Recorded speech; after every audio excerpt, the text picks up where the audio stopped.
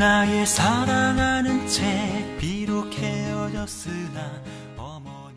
오늘은 제가 여러분들에게 놀라운 사실 하나를 알려드리겠습니다. 여러분 그 붕어빵에 붕어가 없다는 사실을 알고 계십니까? 네? 아세요? 그러면 국화빵에 국화가 없다는 사실도 아시겠네요. 예. 예, 다행히 가래떡에 가래가 없고 빈대떡에는 빈대가 없습니다. 그래서 다행이죠. 그렇지만 문제는 성탄절에 예수님이 없다라는 것이죠. 정말 큰일입니다. 여러 해 전에요, 미국 동부에 있는 어느 도시에서 성탄절을 앞두고 시청 앞 광장에 예수님의 탄생 모형을 재현해 놓았습니다. 작고 초라한 마구간을 만들고 그 안에 아기 예수를 안고 있는 마리아와 요셉, 들에서 양을 치는 목자들, 그리고 동방박사들의 모습을 그대로 재현해 놓았다라고 합니다. 그래서 크리스마스를 앞두고 사람들에게 볼거리를 제공해 주고 그 의미를 되새길 수 있게 해 놓았는데, 어느 날 보니까 누군가 아기 예수님의 모형을 훔쳐간 것입니다. 크리스마스 행사를 준비하던 이 시의 관계자들은 난리가 났습니다. 연일 지역 신문과 방송을 통해 그 사실을 보도하면서 아기 예수 인형을 제발 돌려달라라고 호소를 했습니다. 다행히 크리스마스 전날에 아기 예수님의 인형이 돌아왔다라고 합니다. 누군가의 장난이었는지 하여튼 모르겠지만요, 어쩌면 저는 사람들에게 귀중한 교훈을 주고자 이러한 일을 누군가 벌였을지도 모른다라는 생각이 들었습니다. 아무리 다채로운 행사가 준비되고 많은 중요한 것들이 있을지라도 동방박사들의 귀중한 예물, 그 황금 보배합이 있을지라도 성탄의 주인공인 예수님이 없다면 아무 의미가 없다라고 하는 것이죠. 언제부터인가 크리스마스에 예수님이 빠지기 시작했습니다. 예수님보다 산타클로스를 더 기다리고 이제는 산타클로스도 기다리지 않습니다. 얼마 전에 우리 서진이가 저한테 그러더라고요. 목사님 산타클로스 없잖아요. 그러더라고요. 그래서 제가 네가 그걸 어떻게 알아 했더니 아유 내가 다 알아요. 그래서 산타클로스 없다 그러더라고요. 그래서 제가 그 얘기를 들으면서 참 맞는 말이긴 맞는 말인데 왠지 씁쓸한 생각이 들었습니다. 예수님에 대한 관심을 산타클로스가 다 뺏어가더니 결국 산타클로스도 사라져버리고 이제는 크리스마스는 시시한 날, 별 재미가 없는 날이 되어버린 것은 아닌가, 그런 생각이 들었습니다. 그래도 우리 어려서는 크리스마스 하면 얼마나 마음이 들뜹니까? 저는 어려서 사실 교회를 다니지도 않았지만은 그래도 크리스마스는 알아가지고 크리스마스라 그러면 뭔가 그냥 기분이 좋고 왠지 행복한 느낌이 드는 그런 날이었던 걸로 기억합니다. 그런데 요즘 크리스마스를 맞는 우리의 마음은 과연 어떤지 모르겠습니다. 특별히 올해 크리스마스는 우리가 온라인 예배로 드렸고 대면 예배 못 드리게 하고, 우리는 그나마 이렇게 대면 예배를 그래도 많은 분들 오시기도 했지만은 아무튼 코로나19로 인해서 참 어느 해 크리스마스보다 참 우울한, 크리스마스 같지 않은 크리스마스를 우리가 맞이한 것 같습니다. 재미있는 사진을 하나 보겠습니다. 제가 언젠가 인터넷을 보다가 빵 하고 들었습니다. 우리나라에서 굴비하면 영광굴비죠. 그래서 누군가 영광굴비를 팔면서 하늘에는 영광이요, 땅에서는 평화로다라는 이 천사의 메시지를 도용해서 하늘에는 영광, 땅에는 굴비라고 해서 영광굴비를 선전하는 것을 보았습니다. 참 기발하고 위트 있지만 어쩌면 이것이 오늘 성탄을 맞는 이 시대의 모습은 아닐까라는 생각이 들었습니다. 1865년 구세군을 창설한 윌리엄 부스는 세상을 떠나기 전 예언을 남깁니다. 장차 그리스도 없는 기독교, 중생 없는 구원, 그리스도 없는 성서, 회개 없는 용서를 논할 때가 올 것이다 라고 하였습니다. 말도 안 되는 이야기죠. 어떻게 예수님 없는 기독교, 거듭남이 없는 구원, 회개 없는 용서, 이런 것이 어떻게 있을 수가 있겠습니까? 그렇지만은 경건한 신앙인이었던 윌리엄 부스는 이런 때가 오게 될 것이다 라고 예언하였습니다. 그는 구세군을 창설하여 한평생 주님의 가르침을 따라 어려운 이웃을 돕기로 헌신한 삶을 살았습니다. 그래서 지금도 연말이 되면 구세군 자선남비가 있지 않습니까?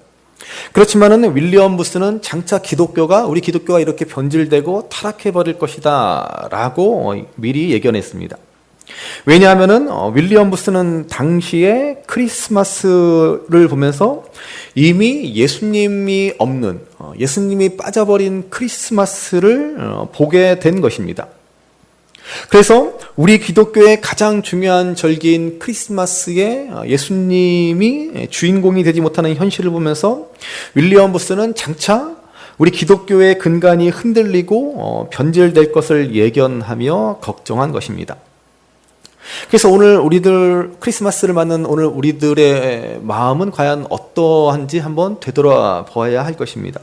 과연 우리는 예수님의 탄생, 예수님의 이 땅에 오신 그 의미를 어떻게 생각하고 있는지, 어떤 마음으로 우리가 받아들이고 있는지, 지금 이 예배를 드리는 우리의 마음은 어떠한지를 한번 되돌아봐야 할 것입니다. 과연 예수님이 오늘 우리 예배의 주인공이 되고 계신지, 과연 우리는 예수님의 탄생으로 말미암아 기쁨 가운데 예배하고 있는지, 과연 우리가 기뻐하고 우리가 바라는 것은 과연 무엇인지를 다시 한번 되돌아봐야 할 것입니다. 여러분, 크리스마스는 하나님께서 보여주신 최고의 사랑입니다. 죄로 말미암아 멸망받을 수밖에 없는 우리를 살려주기 위해서 한 분이신 독생자 예수님을 이 낮고 천한 이 땅에 인간의 모습으로 보내주심을 기념하는 날이지 않습니까? 그래서 오늘 우리는 이 크리스마스를 예수님의 탄생하심으로 말미암아 기쁨으로 맞이하는 것입니다. 오늘 말씀은 2000년 전 예수님이 탄생하신 그 밤에 들에서 양을 치는 목자들에게 천사가 나타나 예수님 탄생의 그 기쁜 소식을 전해주는 장면입니다. 자, 오늘 본문 10절 말씀을 한번 보시겠습니다. 10절 같이 읽습니다. 천사가 이르되 무서워하지 말라. 보라, 내가 온 백성에게 미칠 큰 기쁨의 좋은 소식을 너희에게 전하노라. 아멘. 자, 들에서 양을 치는 목자들에게 천사가 나타납니다. 여러분, 만일 천사가 갑자기 우리 앞에 나타나면 어떤 생각이 들겠습니까? 얼마나 두렵겠습니까? 내가 뭘 잘못해서? 갑자기 그런 생각이 들겠죠. 영적 존재가 갑자기 우리 앞에 출현한다면 두려운 마음부터 들 것입니다. 목자들도 마찬가지입니다. 그들은 두려워하였습니다. 그러한 목자들에게 천사가 뭐라 그래요? 무서워 말라. 내가 큰 기쁨의 소식을 너희에게 전한다 라고 말하지 않습니까? 여러분, 사람은 누구나 좋은 소식, 기쁜 소식을 듣기 원합니다. 불안하고 걱정되고 절망스러운 소식보다는 희망과 기쁨을 가져다 주는 소식을 듣기 원합니다. 직장에 다니는 사람들은 승진 소식을 손꼽아 기다립니다. 학생들은 대학 합격이라는 기쁜 소식을 기다립니다. 질병으로 고생하는 환자는 병이 나았다라는 소식을 의사로부터 듣기 원합니다. 우리는 늘 기쁜 소식, 기쁜 일이 우리에게 들려지기를 바라지 않습니까?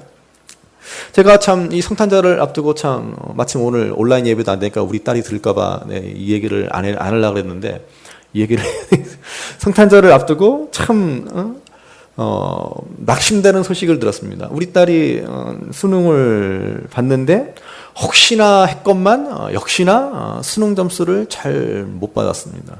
게다가 우리 아들은 이제 졸업반인데 한 과목을 F 맞아가지고 졸업을 또 못하게 됐어요. 하여튼 아들, 딸이 그냥 홈런을 펑펑 때립니다. 얼마나 낙심이 되는지 참 이거 뭐 성탄절을 앞두고 정말 너무 정말 그 마음이 낙심이 돼가지고 목사도 사실은 수준이 이 정도밖에 안 됩니다. 성탄의 기쁨보다는 세상의 기쁜 소식, 그거를 더 바라는 게 사실은 우리들의 모습이지 않을까 하는 생각이 듭니다. 오늘 성탄절을 통해서 우리는 주님이 주신 기쁨, 주님 탄생의 기쁨을 회복해야 할 줄로 믿습니다. 예수님이 이 땅에 오셨다라는 소식이야말로 세상에서 가장 기쁜 소식이지 않습니까? 이는 세상을 구원할 구세주가 이 땅에 오셨다, 나를 살리실 주님이 이 땅에 오셨다라는 복된 소식, 복음 굿뉴스이지 않습니까? 여러분, 이것보다 더 좋은 소식이 도대체 뭐가 있습니까? 이 구원의 소식, 이 복음의 소식을 무엇과 여러분 바꿀 수 있습니까? 시험에 합격했다는 소식, 남편이 승진했다는 소식, 병이 나았다는 소식, 로또에 당첨되었다는 소식과 이 복음의 소식을 여러분 바꾸시겠습니까? 로또는 좀 셌나? 로또는 못 바꾸지. 또 그러실 분 있으시면. 저는 저와 여러분들이 이 복음의 소식이 최고의 굿뉴스가 될 수 있기를 간절히 바랍니다. 여러분, 예수님 탄생의 소식은 우리 인생의 가장 기쁜 소식입니다. 이는 구원의 소식이며 은혜의 소식이며 축복의 소식입니다. 어떤 소식과도 비교할 수 없는 가장 큰 기쁨의 소식입니다. 그래서 천사는 바로 이 큰 기쁨의 소식을 목자들에게 전합니다. 11절 보십시오. 11절 같이 읽습니다. 오늘 다윗의 동네에 너희를 위하여 구주가 나셨으니 곧 그리스도 주시니라. 아멘. 이철한 작가의 연탄길이라는 책 1권에 보면은 아빠의 눈물이라는 글이 나옵니다. 어느 가족이 휴가를 다녀오다가 그만 고속도로에서 교통사고를 당했습니다. 다른 가족들은 다행히 크게 다친 데가 없는데 중3 딸아이와 아빠가 그만 크게 다쳐서 둘 다 평생 목발을 짚어야 하는 신세가 되고 말았습니다. 한참 예민한 청소년기의 딸아이는 마음에 큰 상처를 입고 방황합니다. 그럴 때 누구의 말도 위로가 되지 않습니다. 오히려 반항심만 생깁니다. 내 입장이 돼봤어? 이런 것이죠. 엄마의 말도 위로가 되지 않습니다. 하지만 그래도 같은 처지가 된 아빠의 말, 같이 다리를 다쳐서 같이 목발을 짚고 살아가는 아빠의 말은 위로가 되었습니다. 자, 그렇게 어렵게 4년의 세월이 지나고 딸아이는 어느덧 커서 대학에 입학하게 되었습니다. 대학 입학식 날 온 가족이 함께 길을 가는데 한 어린아이 하나가 차도 밖으로 뛰어나오는 것을 목격합니다. 마침 자동차가 달려오는 위험한 순간입니다. 그때 그 아이의 그 아버지는 목발을 집어 던지고 달려가 아이를 구해내었습니다. 딸은 깜짝 놀랐습니다. 사실 이 딸의 아버지는 정상이었던 것입니다. 그렇지만 이 아이의 아버지는 청소년기에 다리를 다친 딸 아이의 위로가 되고 싶어서 그 딸 아이의 상처를 보듬어 주고 싶어서 다치지 않은 발을 다친 척하며 지금까지 딸하고 같이 목발을 짚고 살았다라는 것입니다. 아빠의 그 큰 사랑에 딸은 큰 감격을 받습니다. 아빠의 지극한 사랑을 깨달은 딸은 아빠를 부둥켜 안고 하염없이 울었습니다. 여러분, 이것이 바로 하나님의 사랑이라는 사실을 아십니까? 하나님은 지극히 높은 보좌를 버리시고 우리의 죄와 저주를 담당하시기 위해서 우리와 똑같은 연약한 인간의 모습으로 이 땅에 오셨다라는 것입니다. 그러므로 여러분, 예수님의 탄생 소식은 우리에게 미치는 큰 기쁨의 좋은 소식입니다. 정말 복된 소식입니다. 이 큰 기쁨을 가진 사람은 인생의 작은 슬픔들, 인생에 닥쳐오는 어떠한 고통이라도 넉넉히 이겨나갈 수 있습니다. 요즘 다들 힘든 시대를 살아가고 있지 않습니까? 뉴스를 보면은 희망적인 소식보다는 절망적인 소식만 들려옵니다. 연일 1,000명 이상의 코로나 확진자가 발생하는 것에 우리의 마음이 우울해지고 낙담하게 됩니다. 그렇지만 오늘 주님의 탄생의 기쁜 소식을 들을 수 있는 저와 여러분들 될 수 있기를 바랍니다. 이 복음의 소식을 듣고 큰 기쁨을 회복할 수 있기를 바랍니다. 구원의 기쁨을 가진 사람들은 인생의 어떠한 어려움도 넉넉히 극복합니다. 그래서 우리 교회의 표가 단단하게, 담담하게, 당당하게입니다. 우리는 이 세상에서 가장 큰 기쁨의 소식을 들은 사람들입니다. 그러므로 이 성탄절을 통해서 참된 기쁨을 회복할 수 있는 저와 여러분들 되시기를 바랍니다.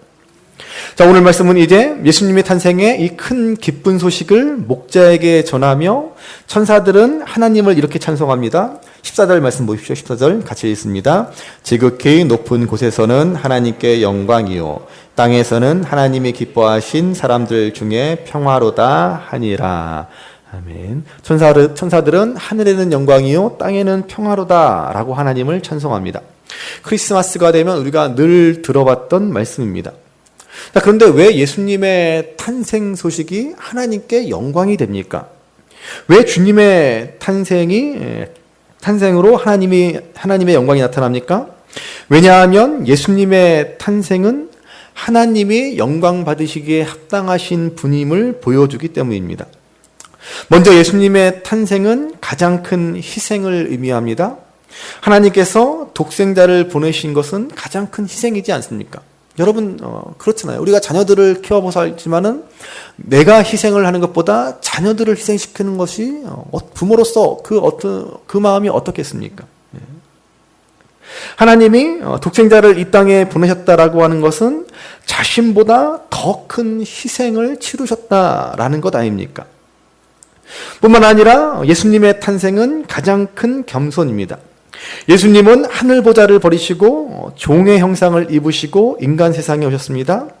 아기 예수님은 가장 낮고 천한 자리에 나셔서 그 첫 보금자리가 구유가 되었습니다.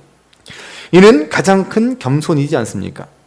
그리고 또한 이 일은 가장 큰 사랑입니다. 주님의 탄생은 세상을 얼마나 사랑하는가를 보여주는 사건입니다. 그래서 요한복음 3장 16절의 말씀처럼 하나님이 세상을 이처럼 사랑하사 독생자를 주셨으니, 이처럼 사랑했다는 것은 무슨 말입니까? 이 땅에 예수님을 보내신 것처럼, 이 땅에 예수님을 탄생하도록 하신 것처럼 우리를 사랑해 주셨다라고 말씀하는 것입니다. 무엇보다 예수님의 탄생은 우리에게 주신 하나님의 구원의 약속을 이룬 일이기 때문입니다. 구약의 이사야 7장 14절 말씀을 한번 읽어보시기 바랍니다. 같이 읽습니다. 그러므로 주께서 친히 징조를 너희에게 주실 것이라.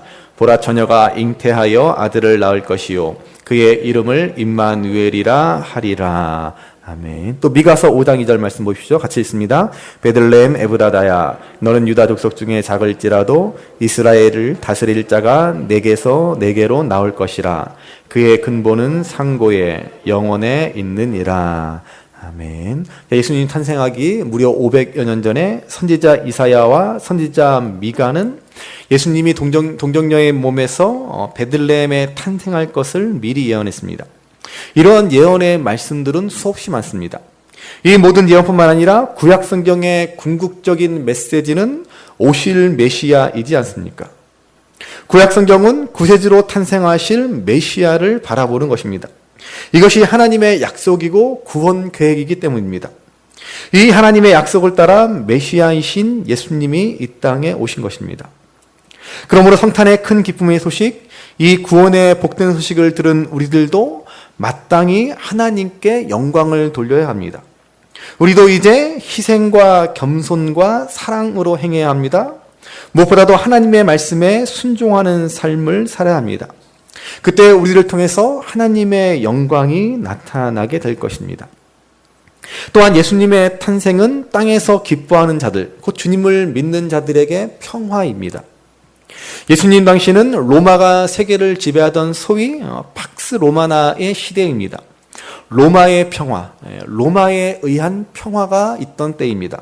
다시 말하면 로마의 강력한 힘으로 평화가 유지되던 시대입니다.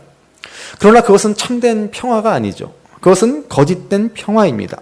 힘에 눌려, 힘으로 억눌려 이룬 평화입니다. 그런 시대에 예수님은 진정 평화의 왕으로 이 땅에 오셨습니다. 그래서 에베소서 2장 14절은 이렇게 말씀합니다. 에베소서 2장 14절 말씀 같이 읽어보시겠습니다. 그는 우리의 화평이신지라 둘로 하나를 만드사 원수된 것 곧 중간에 막힌 담을 자기 육체로 허시고.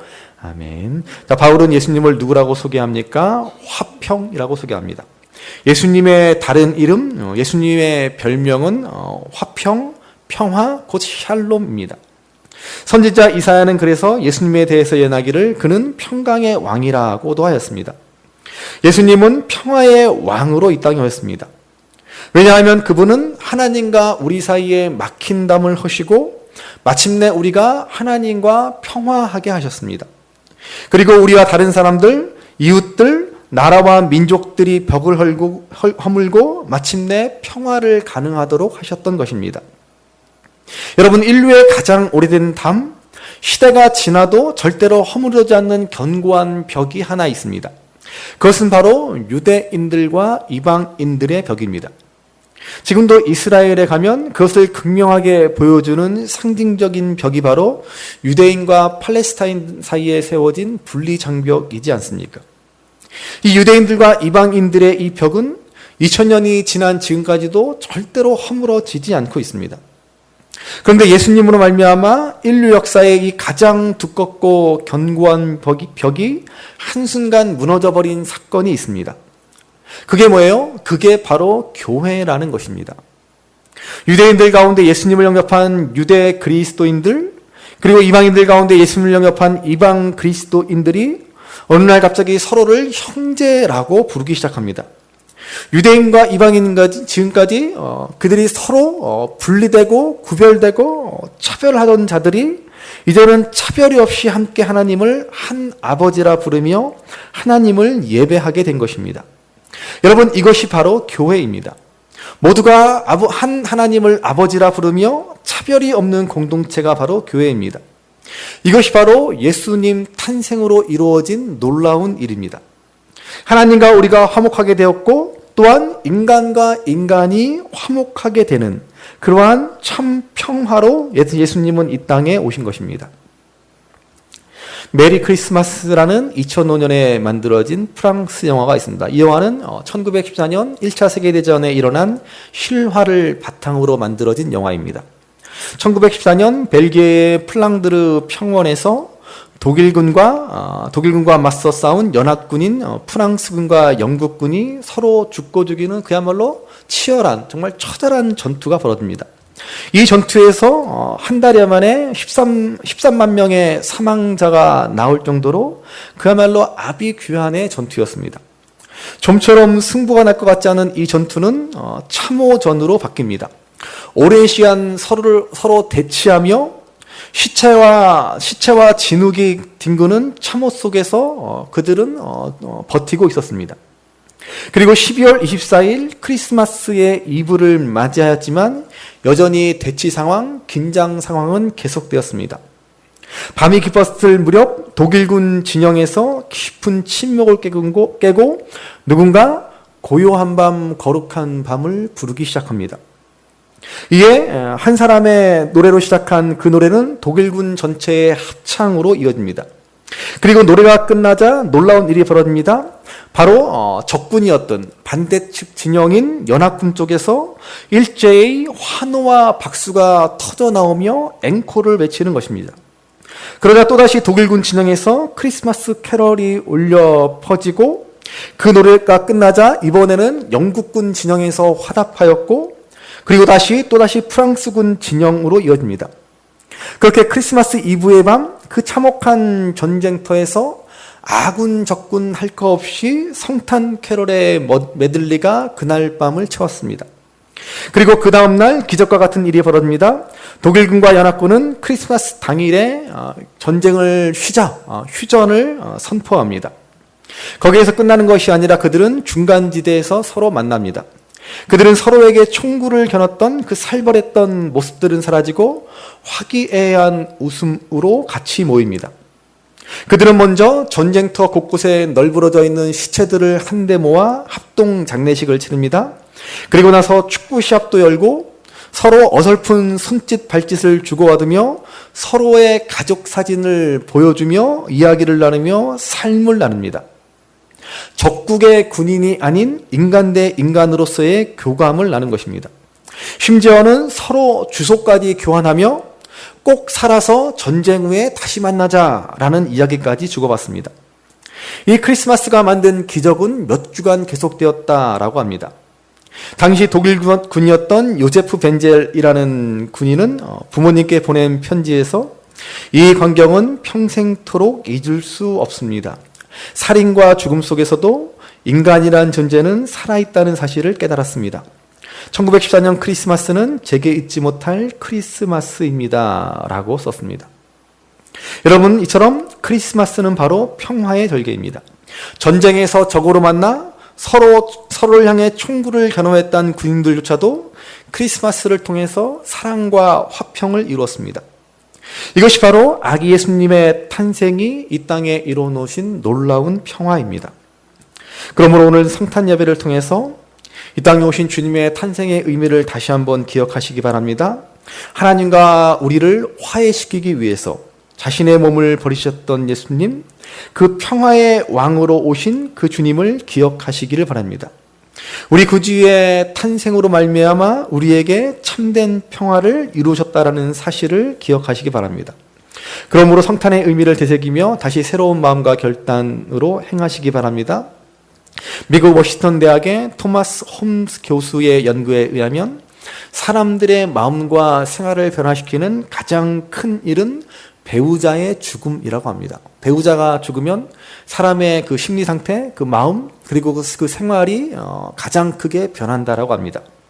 그때의 이 배우자의 죽음으로 일어나는 변화를 100이라는 수치로 환산한다고 하면 이혼은 73, 그러니까 이혼도 꽤 많은 우리들의 마음과 생활에 변화를 준다는 것이죠. 이혼도 73, 임신은 40, 이사가 25였다라고 합니다. 그리고 놀라운 것은 성탄절이 10이나 된다라는 것입니다. 단지 성탄절을 맞이하는 것만으로도 우리 마음과 우리의 생활이 크게 변한다라고 하는 것이죠. 그만큼 성탄절은 우리의 마음과 생활이 바꿔지는 계기가 됩니다.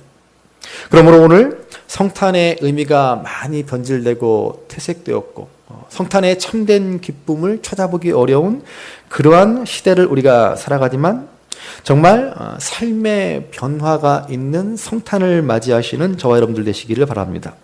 그러므로 오늘 주님의 탄생의 큰 기쁨의 소식을 들으시고 더욱 하나님의 영광을 위해서 그리고 사람들과의 평화를 위해서 힘써 살아가시는 저와 여러분들 되시기를 주님의 이름으로 간절히 바랍니다.